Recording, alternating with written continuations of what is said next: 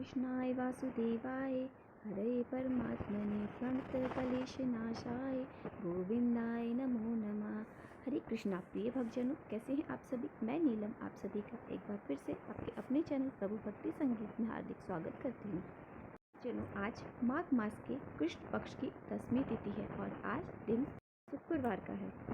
भक्ति क्या है। भक्ति अपने इष्ट के प्रति ऐसा समर्पण भाव है जो हमारे मन में यह विश्वास जगाता है कि उसकी शरण में हमें सदा सदा शांति, चिन्ह और सुचित, सुरक्षित व सदाचारी रहेंगे। साथ ही संतुष्टि, तृप्ति, तटस्थता और आध्यात्मिक चेतना और अनंत शुद्ध विचार के साथ सुवासित पुष्प कर हम बरसेंगे और उसकी कृपा के निर्मल फुहार के तले हम एकचित्त होकर यह बहुमूल्य जीवन जिएंगे।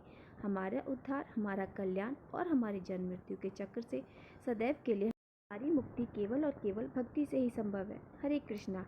अब हम आज का अध्याय शुरू करने से पहले सबसे पहले आज हम एक बड़ी ही सुंदर कथा का श्रवण करेंगे। तो प्रेम से बोलिए बांके बिहारी की जय हो। ये कथा एक अनन्य भक्त की है। एक समय की बात है, एक संत जंगल में कुटिया बनाकर रहते थे और भगवान श्री कृष्ण का भजन किया करते थे। संत को इस बात का यकीन था कि एक ना एक दिन मेरे भगवान श्री कृष्ण मुझे साक्षात दर्शन देने जरूर आएंगे। एक दिन की बात है, उसी जंगल में एक शिकारी आया और उस शिकारी ने जब संत की कुटिया देखी तो कुटिया के अंदर गया और उन्हें प्रणाम कर दिया और पूछने लगा, आप कौन है और आप यहाँ क्या कर रहे हैं। जब संत ने सोचा कि यदि मैं इसे कहूँगा कि भगवान श्री कृष्ण के इंतजार में बैठा हूँ और उनका दर्शन मुझे किसी प्रकार से हो जाए तो शायद इसको यह बात समझ में नहीं आएगी। संत ने फिर तुरंत ही दूसरा उपाय सोचा और संत ने शिकारी से पूछा, भैया पहले आप बताओ कि आप कौन हो और यहाँ किस लिए आए हो। फिर उस शिकारी ने कहा कि मैं तो एक शिकारी हूँ और यहाँ शिकार के लिए आया हूँ। संत ने तुरंत उसी की भाषा में कहा, मैं भी एक शिकारी हूँ और अपने शिकार के लिए यहाँ आया हूँ। शिकारी ने पूछा, अच्छा संत जी, आप मुझे बताइए आपका शिकार कैसा दिखता है, आपके शिकार का क्या नाम हो सकता है कि मैं आपकी मदद कर सकता हूँ। संत ने सोचा, इसे कैसे बताओ। फिर भी संत कहते हैं, मेरे शिकार का नाम कृष्ण है। वह दिखने में बहुत ही सुंदर, सांवरा, सलोना है। उसके सर पर मोर मुकुट है, हाथों में बांसुरी है। ऐसा कहते ही संत जी भाव विभोर हो गए और कृष्ण भक्ति में रोने लग गए। अब संत जी को इस प्रकार रोते देख शिकारी बोला, बाबा रोते क्यों हूँ, मैं आपके शिकार को जब तक ना पकड़ लूँ तब तक पानी नहीं पीऊँगा, आपके पास भी नहीं होऊंगा। और जाल बिछाकर एक पेड़ पर बैठ गया, वहीं इंतजार करने लगा। भूखा प्यासा बैठा हुआ था। एक दिन बीता, दूसरा दिन बीता, फिर तीसरा दिन। अब तो भूख और प्यास से शिकारी की नींद भी आने लगी। अब बांके बिहारी जी को उस पर दया आ गई। भगवान कृष्ण उसके भाव पर रीझ गए। भगवान मंद मंद स्वर से बांसुरी बजाते आए और उस जाल में खुद ही फंस गए। अब जैसे ही शिकारी को शिकार का अनुभव हुआ तो तुरंत नींद से उठा और उस सांवरे भगवान को देखा। जैसे संत ने बताया था उनका रूप हूबहू वैसा ही था। तो अब तो वो जोर जोर से चिल्लाने लगा, मिल गए, शिकारी मिल गया। शिकारी ने उस शिकार को जाल समेत अपने कंधों पर उठा लिया और शिकारी उसे लेकर चल दिया। आज 3 दिन के बाद मिले हो, खूब भूखा प्यासा रहा, अब मैं भी तुम्हें छोड़ने वाला नहीं हूँ। शिकारी ऐसे बोलने लगा। शिकारी धीरे धीरे कुटिया की ओर बढ़ रहा था। जैसे ही संत की कुटिया आई, शिकारी ने आवाज लगाई, बाबा बाबा। संत ने तुरंत दरवाजा खोला और संत उसकी रात के कंधे पर भगवान श्री कृष्ण को जाल में फंसा देख रहे थे। भगवान श्री कृष्ण जाल में फंसे हुए मंद मंद मुस्कुरा रहे थे। फिर बाबा से कहा, बाबा मैं आपका शिकार लाया हूँ, बड़ी मुश्किल से मिले हैं। संत ने देखा तो उसके होश उड़ गए और संत ने उनके चरणों में पड़ गए और संत फूट फूट कर रोने लगे। संत कहते हैं, मैंने आज तक आपको पाने के लिए अनेकों प्रयास किए प्रभु, लेकिन आज आप मुझे इस हाल में मिले हैं। भगवान बोले, इस शिकारी का प्रेम तुमसे ज़्यादा है, इसका भाव तुम्हारे भाव से ज़्यादा है, इसका विश्वास तुम्हारे विश्वास से भी ज़्यादा है। इसलिए आज जब 3 दिन बीत गए तो मैं आए बिना नहीं रह पाया। मैं तो अपने भक्तों के अधीन रहता हूँ और आपकी भक्ति भी कम नहीं है। संत जी आपके दर्शनों के फल से मैं इसे 3 दिन में ही प्राप्त हो गया। इस तरह से भगवान ने खूब दर्शन दिया और भगवान वहाँ से चले गए। प्रेम से बोलिए भक्त और भगवान की जय। अब आप सुनेंगे माघ मास का अगले महात्म का अगला अध्याय। आगे के अध्याय में श्री सूत जी कहते हैं, तब से लेकर वह स्थान तीनों लोकों में उत्तम तीर्थ के रूप में विख्यात हो गया, जो धर्म, अर्थ, काम और मोक्ष चारों पदार्थों को देने वाला है। जो मनुष्य श्रद्धा युक्त मन से वहां रहकर मृत्यु को प्राप्त होता है, वह अगर पापचारी भी हो तो भी मोक्ष को प्राप्त हो जाता है। कीट, पक्षी, पतंग, पशु, मृग आदि जितने जंतु हैं, वे भी वहां मरने पर निश्चय ही भगवान शिव के लोक में जाते हैं। जो श्रद्धा से पवित्र किए हुए मन के द्वारा वहां स्नान करते हैं, वे स्वर्ग लोक में जाते हैं। फिर विश्वामित्र मुनि ने उस तीर्थ का उत्तम महात्म्य देखकर कुरुक्षेत्र क्षेत्र का वही निवास किया और अन्याय शांत स्वभाव वाले मुनि भी दूसरे तीर्थों का त्याग कर बहुत दूर दूर से वहां पर आ गए और वहीं आश्रम बनाकर रहने लगे। इस प्रकार उस तीर्थ के प्रभाव से सभी मनुष्य स्वर्ग को जाने लगे। तब कोई भी न यज्ञ करता, न व्रत करता, न दान देता और न किसी दूसरे तीर्थ का ही दर्शन करता। केवल उसी एकमात्र तीर्थ में एकाग्रचित होकर लोग स्नान करते और फिर उत्तम विमान पर चढ़ के स्वर्गलोक में चले जाते। उस समय स्वर्गलोक मनुष्यों से भर गया और श्रेष्ठ देवताओं से स्पर्धा करने वाला मनुष्य द्वारा स्वर्ग को भरपूर हुआ देखकर संवर्त वायु ने देवराज इंद्र की आज्ञा पाकर पृथ्वी तल पर स्थित उसे हाटकेश्वर क्षेत्रों को चारों ओर से धूल से ढक दिया। इस प्रकार वह तीर्थ भूमि केवल स्थल मात्र रह गई। इसके बाद सभी तरफ यज्ञ आदि सत्कर्म होने लगे जो कि बहुत समय से रुके हुए थे। फिर पाताल से नागलोक, फिर बिल के मार्ग से मृतलोक में आते ही पृथ्वी पर अभी सभी जो घूमते और यहाँ के भोगों का इच्छानुसार भोग करके फिर उसी मार्ग से अपने निवास स्थान को लौट जाया करते। इससे वह स्थान इस पृथ्वी पर नागबिल के नाम से विख्यात हुआ। एक समय व्रज के दाता वृत्तासुर का वध करने से इंद्र को ब्रह्महत्या लग गई और तब उसको इसका बड़ा दुख हुआ। इस प्रकार दुख को प्राप्त हुए इंद्र एक पर्वत पर चढ़कर मृत्यु का निश्चय करके वहां से अपने शरीर को नीचे गिराना ही चाहते थे कि तभी आकाशवाणी हुई, इंद्र ऐसा दुस्साहस न करो। इस पाप से शुद्ध होने के लिए सावधान होकर इस उपाय को सुनो। हाटकेश्वर क्षेत्र में जहाँ भगवान शिव स्वयं विराजमान है वहाँ जाओ और वहाँ जिस बिल के मार्ग से नाग लोग इस पृथ्वी पर आते जाते हैं उसी मार्ग से तुम भी पाताल में प्रवेश करो और वहाँ पाताल में गंगा में स्नान करके हाटकेश्वर महादेव की पूजा करो। इससे तुम अवश्य ही पाप से मुक्त हो जाओगे। यह आकाशवाणी सुनकर देवराज इंद्र शीघ्र ही उस क्षेत्र में गए और नागबिल के मार्ग से पाताल में प्रवेश करके वहाँ की गंगा में स्नान किए और स्नान के बाद हाटकेश्वर लिंग का पूजन किया। इससे क्षण मात्र में ही उनका शरीर निर्मल हो गया, पाप रहित हो गए और तेज बढ़ गया। उसी समय ब्रह्मा विष्णु आदि सब देवता वहाँ आए और अत्यंत प्रसन्न होकर पाप मुक्त इंद्र से इस प्रकार कहने लगे, हे देवराज, तुम ब्रह्म हत्या से मुक्त होकर परम पवित्र हो गए हो, इसलिए आओ हम सब साथ स्वर्गलोक के चले। फिर सभी देवता स्वर्गलोक की ओर चल दिए। इंद्र को फिर देवताओं का राज्य प्राप्त हुआ और फिर स्वर्ग में वृतासुर के मारे जाने से वहां पर बड़ी भारी उत्सव मनाया गया। जो मनुष्य एकाग्रचित होकर माघ के महीने में भक्तिपूर्वक इस प्रसंग का कीर्तन और श्रवण करता है वह जरा मृत्यु से रहित परम धाम को प्राप्त हो जाता है। श्री जी कहते हैं कि फिर देवगुरु बृहस्पति जी ने इंद्र से कहा कि देवराज, पृथ्वी पर हिमालय नाम से विख्यात एक पर्वत है।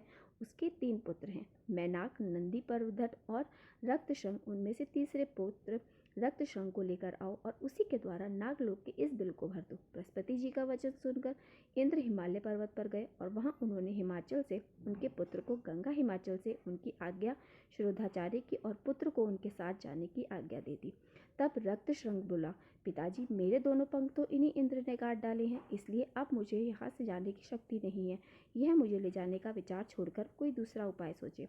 इंद्र बोले, रक्तशंख, मैं तुम्हें अपने हाथों पर रख के ले चलूंगा और वहां भी तुम्हारे ऊपर हरे भरे शोभा संपन्न वृक्ष उत्पन्न होंगे। तुम्हारे सब और पुण्य तीर्थ देव मंदिर बनेंगे, मुनियों के आश्रम बनेंगे। भूमि में पापी पुरुष भी तुम्हारा दर्शन पाकर तृप्त हो जाएगा। इसलिए तुम मेरे साथ शीघ्र चलो। यदि आनाकानी करोगे तो इसी व्रत से तुम्हारे सैकड़ों टुकड़े कर दूंगा। देवराज की बात सुनकर रक्तशंख डर गया और सहसा वहां जाकर उस नाग बिल में घुस गया। इस प्रकार हिमवादी को उस बिल पर बिठाकर इंद्र ने कहा, तुम मुझसे कोई वर मांग लो। रक्तशंख नामक पर्वत बोले, देवेश, मेरे लिए यही वरदान है कि मुझ पर आप संतुष्ट हैं। मैं आपकी कृपा से सुखी हूँ। इंद्र बोले, स्वप्न में भी मेरा दर्शन व्यर्थ नहीं जाता और फिर साक्षात दर्शन होने पर भला कैसे मैं निरर्थक होगा। तब रक्तशंख ने कहा, देवराज, अगर आप मुझ पर प्रसन्न हैं, मुझे वर देना ही चाहते हैं तो यही वर दीजिए कि मेरा संपूर्ण ऐश्वर्य सदा ब्राह्मणों के ही काम आए। इंद्र बोले, चबत्कार नाम के विख्यात एक राजा होंगे जो तुम्हारे शिखर पर ब्राह्मणों के रहने के लिए एक नगर स्थापित करेंगे। उस नगर में वेद वेदांग के पारंगत ब्राह्मण प्रसन्नता पूर्वक रहकर तुम्हारे संपूर्ण ऐश्वर्य का उपभोग करेंगे और चैत्र कृष्ण चतुर्दशी को मैं स्वयं तुम्हारे शिखर पर आके हाटकेश्वर नाम से प्रसिद्ध भगवान की पूजा करूंगा। इससे त्रिलोक में तुम्हारे प्रभाव का विस्तार होगा। इससे अच्छा अब मैं स्वर्ग को चला जाता हूँ, तुम्हारा कल्याण हो। ऐसा कहकर देवराज इंद्र स्वर्ग को चले गए और रक्तशंख नाग बिल को ढककर स्थित हो गया और उसके शिखर पर मुख्य तीर्थ और मंदिर स्थापित हो गए। मुनियों के भी बहुत से आश्रम वहां पर बनाए गए। इसी समय अनाट देश के राजा चमत्कार वहां वन में दृष्ट मृगों का शिकार करने के लिए आए। उन्होंने देखा कुछ दूर पर एक वृक्ष के नीचे एक हिरनी स्थिर होकर खड़ी है और निर्भय होकर अपने बच्चों को दूध पिला रही है। उसे देखकर राजा ने कान तक धनुष को खींचा और उसके मर्म स्थान पर बाण का प्रहार कर दिया। उस बाण से घायल होकर हिरनी व्यथा से पीड़ित होकर चारों ओर देखने लगी।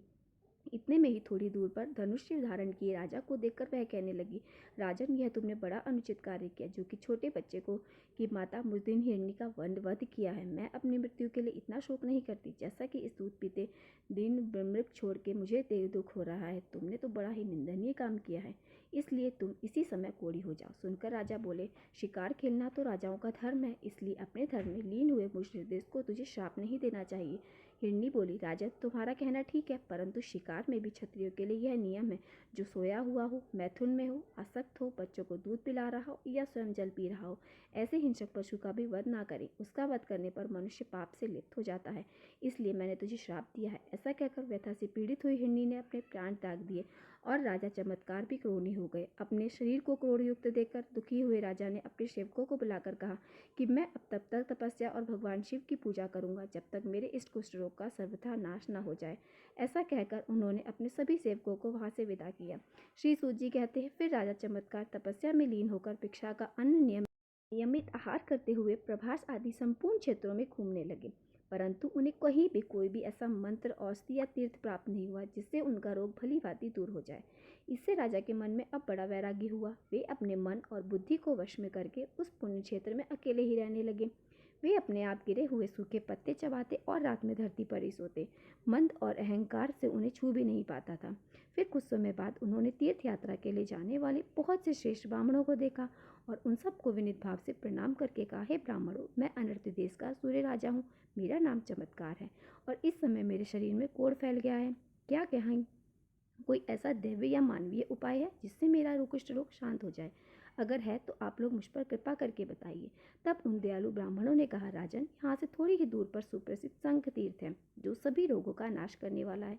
जो मनुष्य रोगग्रस्त, काने, अंधे, लूले, लंगड़े, मूर्ख, किसी अंग से हीन, अधिक अंग वाले, कुरूप और विकृत मुख वाले हैं, वे भी चैत्र मास के कृष्ण पक्ष की आदि तिथि अर्थात चैत्र पूर्णिमा को चित्र नक्षत्र के योग में वह स्नान करके उपवास करने पर उसी क्षण रोग से मुक्त हो जाते हैं। राजा ने पूछा, हे विप्र, वो शंख तीर्थ का ज्ञान मुझे जैसे हो, उसकी उत्पत्ति किस प्रकार हो, यह सब आप लोग विस्तार पूर्वक बताइए। ब्राह्मण कहने लगे, राजन, पूर्व काल में इसी पृथ्वी पर लिखित नाम से प्रसिद्ध एक श्रेष्ठ मुनि रहते थे। वे सिंडल मुनि के पुत्र थे। उनके छोटे भाई का नाम शंख या सख था। वह अपने बड़े भाई की तरह धर्मास्त्र के ज्ञाता थे और कंदमूल फल का आहार करते थे, सदैव तपस्या में लीन रहते थे। एक दिन शंख भूख से अत्यंत पीड़ित होकर लिखित के आश्रम पर गए। महात्मा लिखित का आश्रम उस समय सोना था, तो भी यह फल अपने ही हैं ऐसा मानकर शंख ने वहां से बहुत सारे फल तोड़ लिए और उन्हें खा लिया। उसी समय लिखित अपने शिष्य के साथ वहां आए और शंख को फल लिए हुए देखकर क्रोध करते हुए बोले कि तुमने मेरे बिना ही यह फल कैसे खा लिए? क्या तुम्हें नहीं समझते कि इस बिना पूछे लेने से चोरी रूप दोष से बंध जाना पड़ता है? शंख ने सुना तो बोला, श्रेष्ठ, आपने जो कुछ कहा वह सत्य है। मैंने आपके सोने आश्रम से यह फल लिए हैं, इसलिए मेरे लिए चोरी का उचित दंड दीजिए, ताकि मेरा लोक और परलोक दोनों सुखद हो सके। तब लिखित ने उसी क्षण अपने भाई शंख के दोनों हाथ कटवा लिए। हाथ कट जाने पर शंख अपने आश्रम में लौट आए। वहां उन्होंने पुनः परिघोर तपस्या की और संतुष्ट होकर महादेव जी ने उन्हें प्रत्यक्ष दर्शन दिए और कहा, हे ब्राह्मण, तो कोई मनवांचित वर मांगो। शंख बोले, देव, मेरे दोनों हाथों पुनः पहले की तरह हो जाएं और यह तीर्थ भी मेरे नाम से प्रसिद्ध हो जाए। जो कोई अंगहीन, अधिका अथवा रोगग्रस्त यहाँ स्नान करे, वह शीघ्र ही फिर से नवीन हो जाए, नूतन निर्दोष शरीर फिर से प्राप्त कर ले। भगवान शिव कहने लगे, विपद, आज से यह तीर्थ तुम्हारे ही नाम से विख्यात होगा। चैत्र मास के शुक्ल पक्ष की जब चंद्रमा चित्रा नक्षत्र पे स्थित हो, उस समय जो कोई भी कम या अधिक अंग वाले मनुष्य यहाँ आकर स्नान करेंगे, वह सोने के समान और सर्वांग सुंदर हो जाएंगे। उस दिन वहाँ श्राद्ध करने से पितृलोक उत्तम तृप्ति को प्राप्त होंगे। विप्र, आज चैत्र मास का शुक्ल पक्ष है। आज तीसरे पहर पर चंद्रमा का चित्रा नक्षत्र से योग हो जाएगा। उस समय उपवास पूर्वक भली भांति स्नान करने पर तुम्हारे दोनों हाथ तत्काल पहले की तरह सुंदर रूप से युक्त हो जाएंगे। ऐसा कहकर भगवान शिव अंतर्ध्यान हो गए और शंख मुनि ने कुतब काल अर्थात दिन के तीसरे पहर में स्नान किया। स्नान करते ही उनके दोनों हाथ पहले की तरह हो गए। हे राजन, इसलिए तुम भी चैत्र शुक्ल पक्ष में जब चंद्रमा चित्रा नक्षत्र पर स्थित हो, उस समय अगर तीर्थ में स्नान करो, इससे तुम्हारे सभी रोग मुक्त हो जाएंगे और इसमें तनिक भी संदेह नहीं। इस तीर्थ के लिए जो समय और योग बताया गया है, उनके प्राप्त होने पर हम साथ चलकर तुमको तीर्थ का दर्शन भी कराएंगे। श्री सूत्यायी कहते हैं, तदंतर कुछ दिनों के बाद चैत्र शुक्ल पक्ष आया और चित्र नक्षत्र में चंद्रमा के योग से युक्त चतुर्दशी तिथि प्राप्त हुई। तब वे राजा के हिताशी ब्राह्मण उन्हें साथ लेकर उसी समय शंख तीर्थ में गए। वहां कोण युक्त राजा ने अपने मन में कुष्ठ रोग के नाश का संकल्प लेकर बड़ी श्रद्धा से विधि पूर्वक स्नान किया। स्नान करते ही कुष्ठ रोग से मुक्त और तेजस्वी हो गए और बड़े हर्ष के साथ तीर्थ के लिए जल से बाहर निकले। फिर उन ब्राह्मणों को प्रणाम करके राजा ने हाथ जोड़कर कहा, हे विप्रो, आप लोगों की कृपा से ही मैं कुष्ठ रोग से मुक्त हुआ हूँ। अब मैं राज नहीं करूंगा, इसी तीर्थ में रहकर सदा उत्तम तप करूंगा। यह राज्य, देश, हाथी, घोड़ा, जो कुछ भी वैभव मेरे अधीन है, वह सब मुझ पर अनुग्रह करने के लिए ही कृपा पूर्वक आप लोग ग्रहण कीजिए। ब्राह्मणों ने सुना तो कहने लगे, राजन, हम लोग राज्य की रक्षा करने में असमर्थ हैं, फिर उसे लेने से भला क्या लाभ हुआ, जिसकी राज्य में बड़ा भारी विप्लव मच गए। पूर्व काल में जमदग्नि नंदन परशुराम ने 21 बार इस पृथ्वी को क्षत्रियों से हीन करके हम ब्राह्मणों को सौंप दिया था, परंतु बलवान क्षत्रियों ने फिर समस्त ब्राह्मणों का तिरस्कार करके अनायास बार बार इसे छीन लिया था। राजा ने कहा, विप्रो, वे मैं तपस्या में लीन होकर आप लोगों की सदा रक्षा करता रहूंगा, इसलिए में आप लोगों को किसी प्रकार का कोई भय नहीं मानना चाहिए। ब्राह्मण बोले, राजन, यदि आपके मन में कुछ देने की दृढ़ श्रद्धा हो तो इस महापूनम क्षेत्र में एक श्रेष्ठ नगर का निर्माण कराकर उसे दे दे। वह श्रेष्ठ नगर 4 दीवारी और खाई से घिरा हुआ हो, जिसमें हम वहाँ सुखपूर्वक रहें और तीर्थ स्नान किया करें।